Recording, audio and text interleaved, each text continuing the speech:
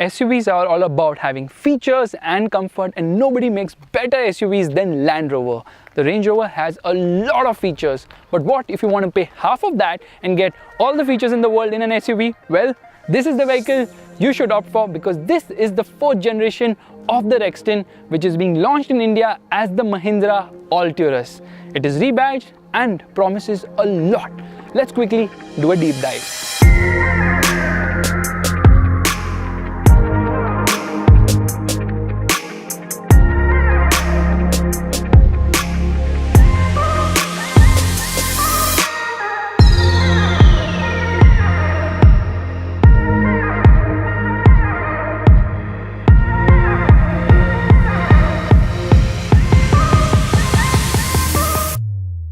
The Mahindra Alturas has a lot of presence. It has massive dimensions. In fact, it is as big as a Land Rover Discovery, and the lights look really nice. They get the LED treatment, and of course the bumper also looks very well crafted on this machine. The dimensions are just huge. The only change on this car over the SsangYong version is the fact that it gets a new Mahindra inspired grille as well as Mahindra logos instead of the ones from SsangYong. It gets these 18-inch wheels which look nice, and obviously a body side molding which runs throughout the vehicle. But it's not all hanky-dory over here, because all this portion kind of looks weird on this car, especially the treatment given over here below the C-pillar. It kind of looks too much. But continue to the rear and you will really like these tail lights. They look very nice indeed. And there is also this piano black touch on the lower half of the bumper to actually reduce the visual bulk of this vehicle. It also has massive ground clearance. As you can see, it gets this Alturas G4 badging over here. G4 stands for Generation 4, which is the 4th generation of the Rexton, not the variant naming, because the variant naming is also G2 and G4. Kind of confusing over here if you ask me. Now opening the boot, well, it gets this electric tailgate, and there's absolutely no space in the boot. Yeah, with all the seats up, there's no space in the boot.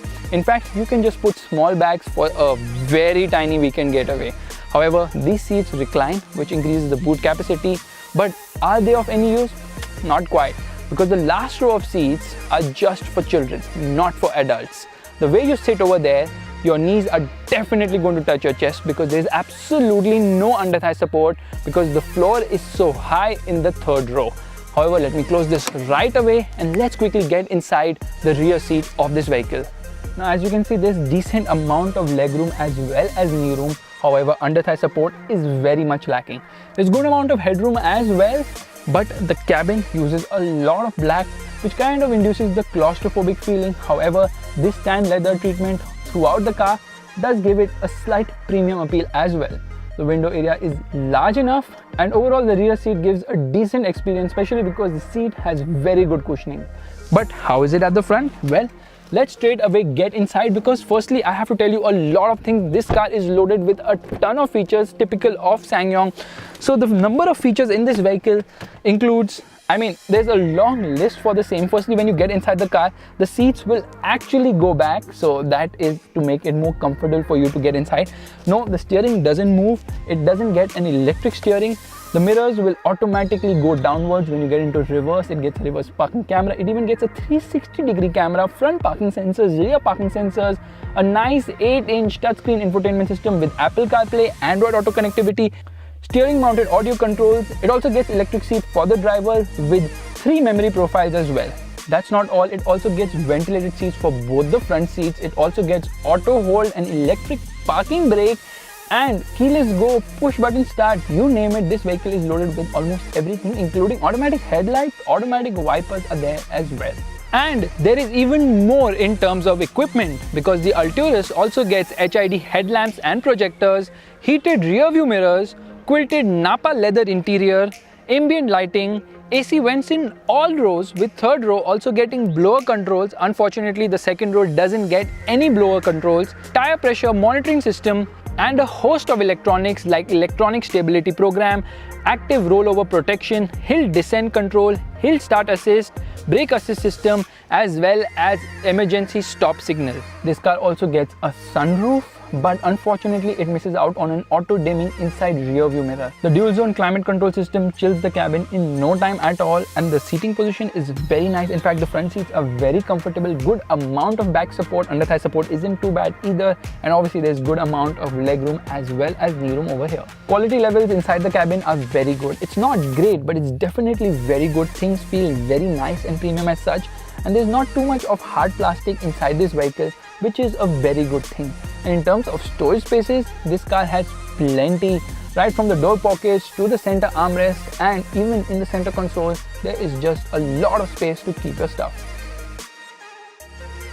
The dashboard of this car is very appealing, and it gets these nice touches as well. In fact, even the steering and the seats gets this beautiful stitching, and the dash itself gets this silver finish along with tan leather, which obviously ups the appeal of this vehicle. While the instrument cluster gets a nice multi-information display in the center, the overall cluster kind of looks basic, with both the speedometer as well as the tachometer just being a little too basic for my liking. Mahindra is offering the Alturas in two variants, the G2 with two-wheel drive and the G4 with four-wheel drive, both paired to a 7-speed automatic gearbox, which happens to be a torque converter that has been sourced from Mercedes-Benz. As you can see, it gets a winter mode, and you can turn it off by pressing the S button over here. Meanwhile, the gear lever doesn't get a proper Triptronic function. Instead, there are buttons to shift gears because there are no paddle shifters on this car. The gearbox is a smooth operator, but it is not the quickest in terms of gear shift. And right behind the gear lever are the controls for the four-wheel drive mode. Now it gets shift on the fly four-wheel drive, which means that you can go from 2 high to 4 high. However, in order to get into 4 low, you do have to come to a halt. Being a body-on-frame SUV, it is very capable off-road. There's good amount of ground clearance on offer, and yes, it can go the distance. And yes, it does get some nifty features when you go off-road, because it will actually tell you where the steering is pointing on the multi-information display of the instrument cluster.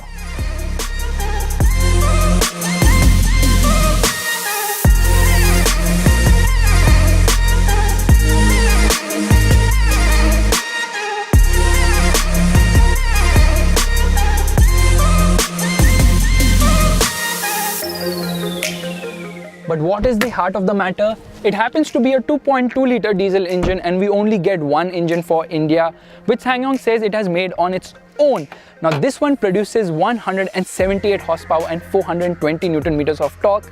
It gets hydraulic struts, which is kind of cool, and there's good amount of low-end punch. There's good amount of mid-range as well, but there is no top-end whatsoever. In fact, at around 4000 RPM is where it redlines. Now, the performance is great for both city as well as highway duties, because turbo lag is quite well contained, and the refinement from this motor is simply brilliant. In fact, as far as the powertrain goes, I have no complaints whatsoever, but I do have a lot of complaints when it comes to ride and handling balance, because this car's ride quality isn't that great at all. It feels very uncomfortable, it's continuously bouncing, the suspension isn't great, and more so on bad roads, it really crashes through. It does remind you of other Mahindra cars, because the ride quality is just not up to the mark. However, the handling, well, it's not that great either, because this body-on-frame vehicle weighs more than 2000 kgs. Yeah, 2000 kgs, so there's a lot of body roll on offer. And the biggest problem is the steering. It feels very inconsistent, it doesn't weigh up at higher speeds, and it kind of feels lifeless throughout. This isn't a car you would like to push around corners. But that weight does help its cause in terms of high-speed stability. It does stay glued on the road. However, as long as you don't turn the steering, everything is good, because once you do, you can feel the lot of body movement from this heavy vehicle. But Mahindra has loaded it with a lot of safety features. This car gets 9 airbags. It has got 5-star rating from K-NCAP, which happens to be the Korean NCAP. It also gets 4 discs, and while the brakes are strong, there is a lot of nosedive under heavy braking. The Alturas is now Mahindra's flagship vehicle, which is going to be sold through the world of SUV outlets. Now this car is very promising indeed. Service is going to be easy, considering Mahindra has always nailed it with that. However, this being a CKD unit means that part availability could be slightly questionable, as a lot of parts come from Korea. But as a vehicle, you know where it exactly stands out? It is in terms of comfort, features, and of course value for money. Positioned against the Toyota Fortuner and the Ford Endeavour, yes, the Alturas might not be as polished or as good in terms of driving ability, but in terms of offering bang for the buck, it is unmatched. And most importantly, for the current XUV owners, they now have a car to upgrade to within the family, which happens to be this brilliant SUV, which although might not be brilliant in terms of driving ability, but certainly looks the part, offers great amount of presence, and is loaded with a ton of equipment as well.